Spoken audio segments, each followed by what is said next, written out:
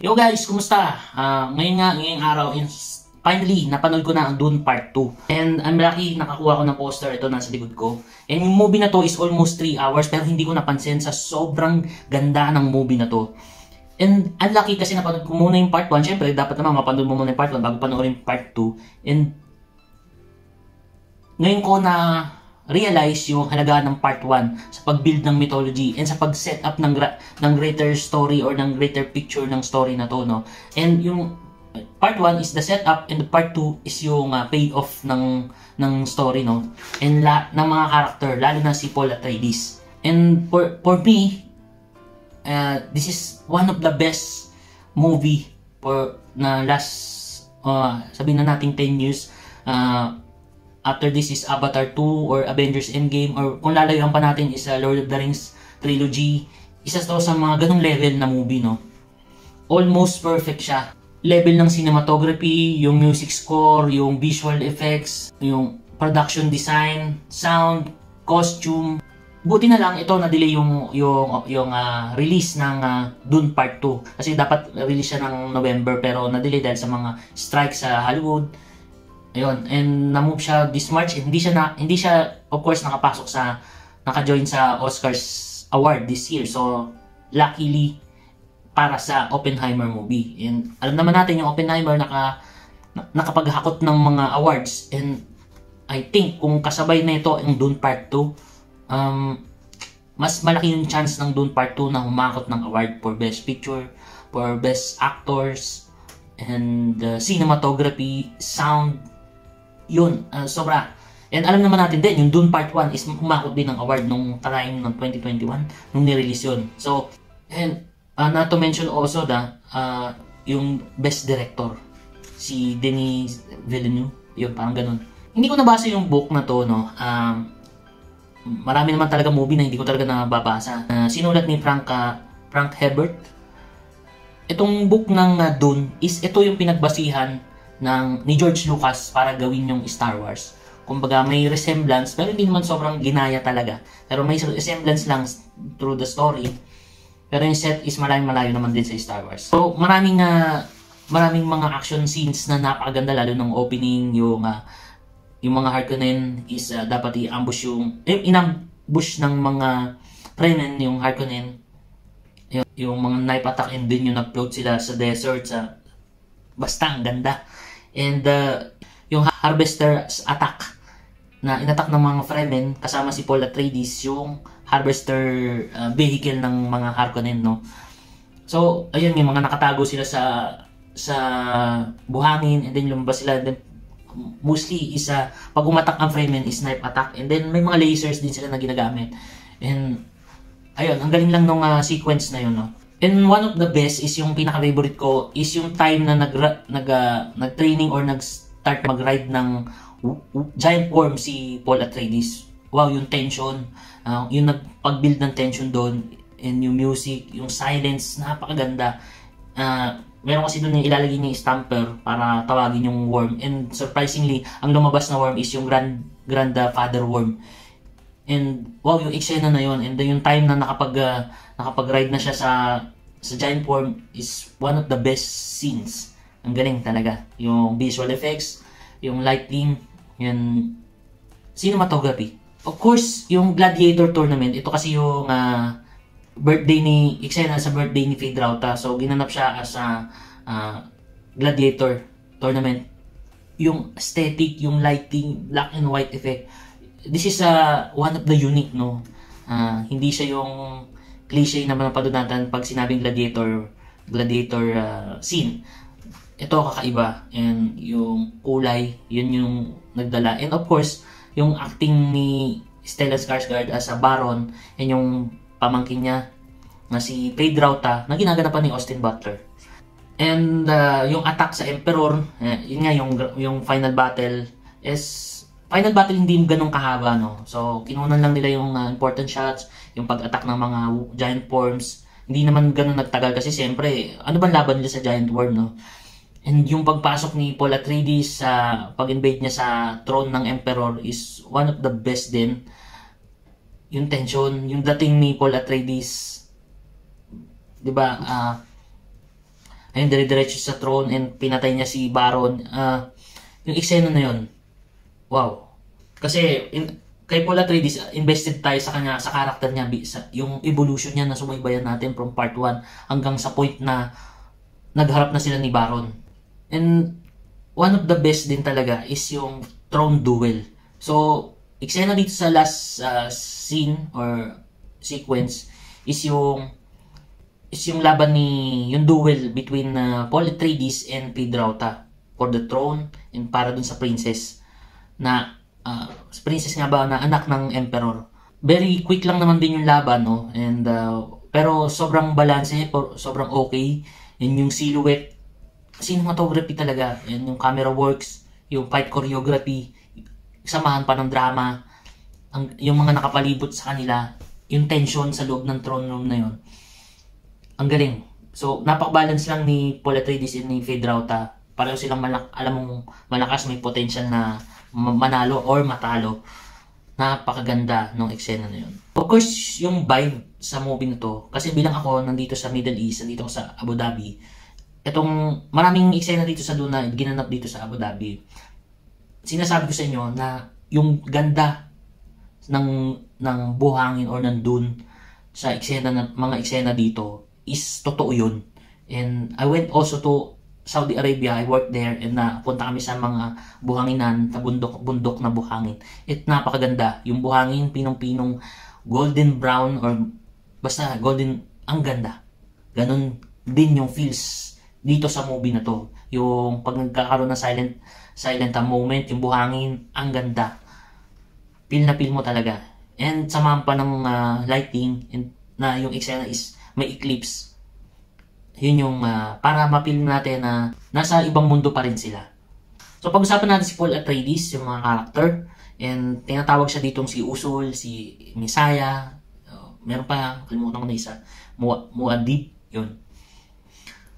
Yung acting dito ni Timothée Chalamet, ibang level na ngayon. Sanay tayo kasi na umanganap siya sa mga drama, panay seryoso.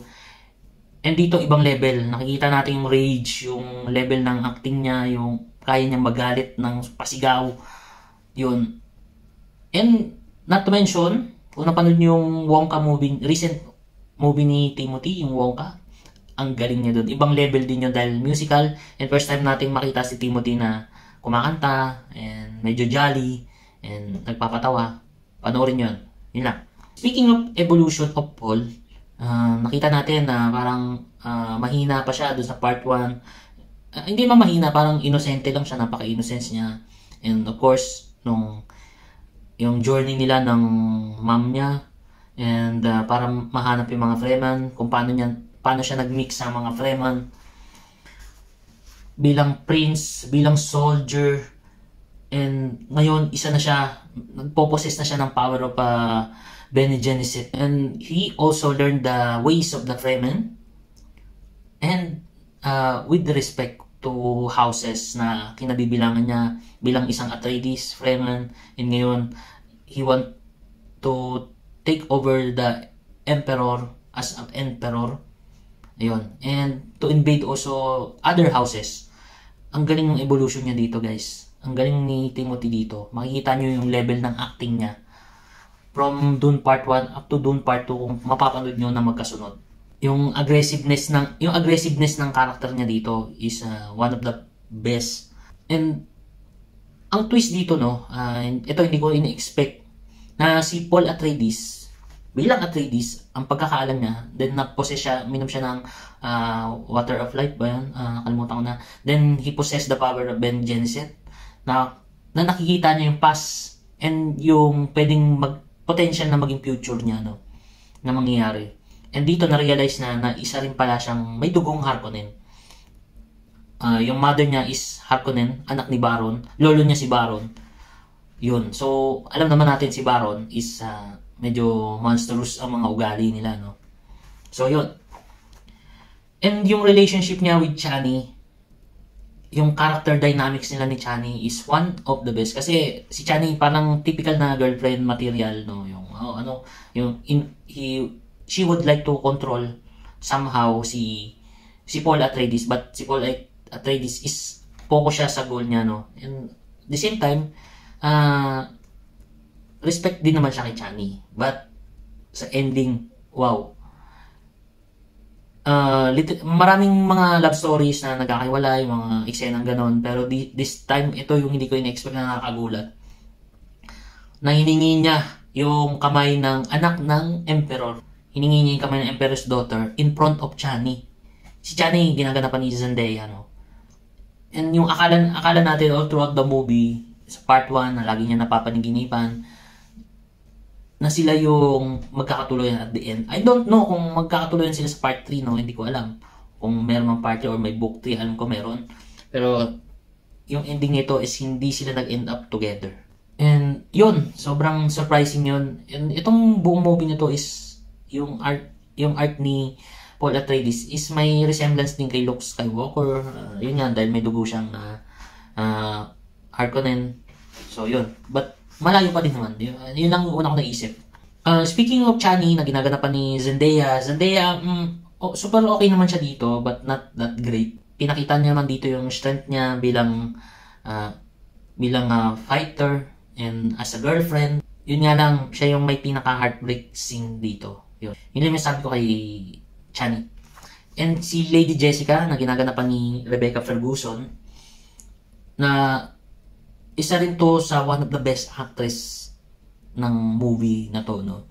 After niya bilang mother, uminom siya ng water of life, and naging siya sa Reverend Mother. Ayun, may marami siyang eksena na napakaganda. And every time nagpa-pop up si Rebecca dito, I mean si Lady Jessica, may powerful siya. Kasi alam natin na fighter din siya, and marunong din siya sa hand-to-hand combat, and bilang character, sobrang heavy ng dating niya dito. Hindi ko ma-explain kung ano pa. Yun. Kaunti lang eksena dito, marami lang talaga na memorable scene, lalo na nung sinigawan ni Paul Atreides yung yung isang priestess doon na dating mentor ng teacher ng mother niya, na Bene Gesserit din, na sinigawan niya ng shut up, parang ganun. And yung smirk ng mother niya, ayan, kita mo? Para bang anak ko yan, na in-underestimate nyo noon. Stilgar, and ginaganapan ni Javier Bardem, and one of the best actor dito, best supporting actor. And maraming sa nakakala natin nagpapatawa siya, pero hindi siya nagpapatawa. Although funny yung how he delivered the lines, but seryoso siya kasi siya yung isa or number 1 na naniniwala kay Paul Atreides. Kahit kasama niyang mga Fremen, and yung ibang grupo, ibang chapter ng mga Fremen, is may doubt pa kay Paul Atreides. Pero siya, kaya niyang i-sacrifice yung buhay niya just to defend or just to prove his loyalty to Paul Atreides. And pinangahawakan niya yung nabasa niyang prophecy. Yun. Lagi niyang binabanggit doon na as written, and siya yung talagang nag-training, binigyan niya ng mga challenges si Paul Atreides, and Paul Atreides is na overcome naman lahat yon and nagawa. And wow, ang galing dito. And of course, award-winning actor si Javier Bardem, the best. Si Gurney, na ginaganapan ni Josh Brolin. Si Josh Brolin, nagmanap din ng Thanos sa Avengers. Simple lang yung role na dito, and ayun, one of the best reunion nila ni Paul Atreides. And isa lang sa hindi ko makakalimutan, na nagsasalita si Paul Atreides in the middle of the crowd, and pinakita ni Paul Atreides yung sing-sing ng father niya. And of course, si Gurney is nagsilbi under the Atreides house for a long time, galing sa father ni Paul Atreides, and hanggang kay Paul. So yung proudest moment niya, ayun, maraming makaka-relate dun. Baron Harkonnen, ito ginaganapan ng walang iba kundi si Stellan Skarsgård.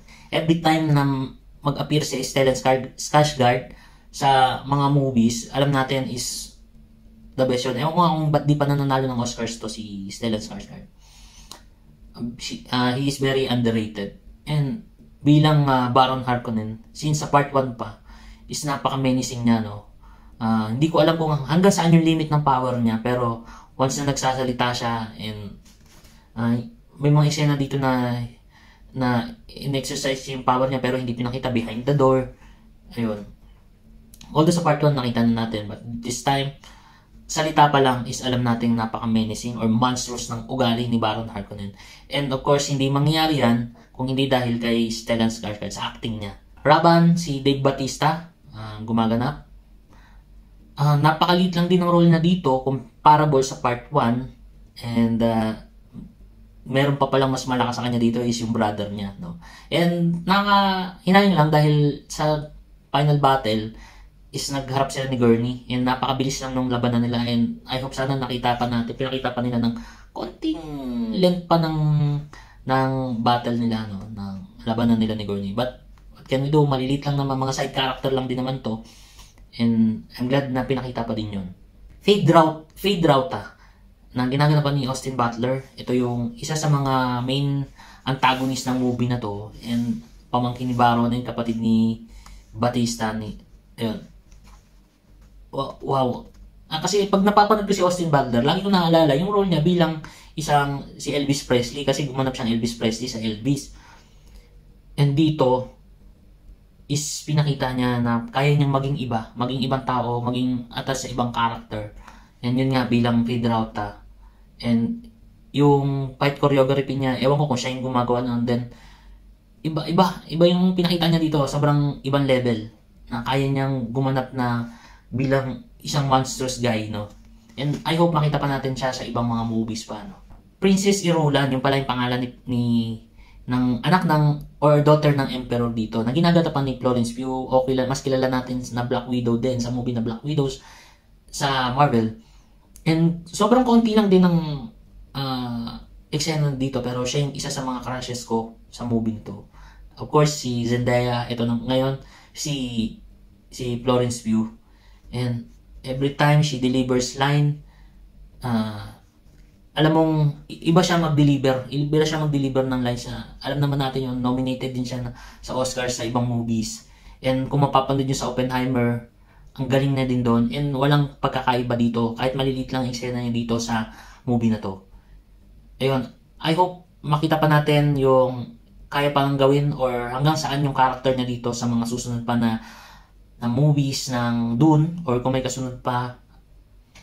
Ayun, and yung relationship nila ni Paul hanggang saan yun. And Emperor, ginaganapan ni Christopher Walken, isang ring award-winning actor. Sobrang daming actors dito na mga bigatin, no? Si Christopher Walken, sabi nila is parang hindi siya yung typical na emperor na, emperor ako, malakas ako, I show you my power, pero hindi. Kaupo lang siya, isang matandang emperor. But for me, ako satisfied naman ako sa acting niya dito, no? Biruin nyo, siguro dahil reacting si Baron yung sa throne room, nakaupo lang siya, but yung mga alagad niya lang yung gumagalaw. Pero yung takot ni Baron sa Emperor, yun yung nagdadala. And of course, yung daughter niya, yung tension sa loob, andun sila Fade Rauta, and of course, si Paul Atreides yung arrival niya.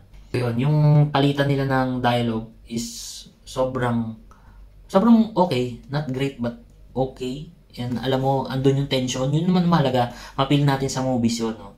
Pag-usapan natin yung director, si Denis Villeneuve. Mga ibang, alam kong iba niya dinirect na movies, yung Blade Runner, Sicario, and kung mapapansin nyo, is yung record niya sa Rotten na mga movies is napakatataas. Ewan ko kung meron bang mababa pa sa 60 or 70.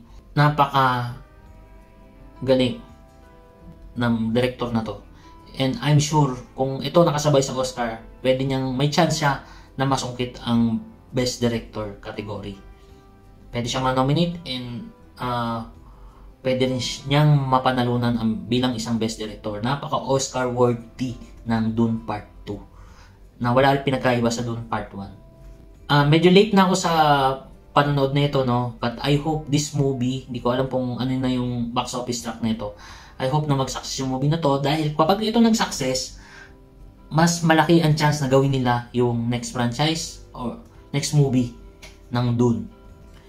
Ang movie na to hindi para sa lahat, I think, kasi medyo slow burn, puro salita, pero mahalaga yung mga sinasabi nila, mga dialogue doon, mahalaga sa kabuuan ng istorya, no? And yung pacing sobrang okay naman. Maraming salita pero yung pacing okay naman. Sobrang okay. Action scenes.